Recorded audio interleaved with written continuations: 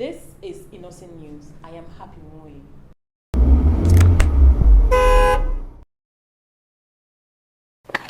Niger Republic pays courtesy visit to Innoson vehicles. The representatives of the government of Niger Republic, led by the Permanent Secretary, Ministry of Health, Dr. Ibrahim Sule, have paid a courtesy visit to the CEO of Innoson Vehicle Manufacturing at the IVM factory at Nnewi, Anambra State. The delegation, approved by the President of Niger Republic, Muhammad Bazoum, was received by the founder of Innoson Vehicles, Chief Dr. Innocent Chukuma, CON, on Wednesday, 18th January.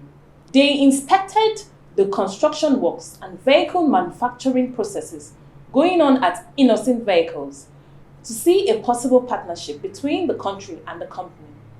During the visit, they appreciated the efforts of Innoson Vehicles towards manufacturing durable vehicles for Africa and hope to be a part of expansion of IVM to other parts of the world.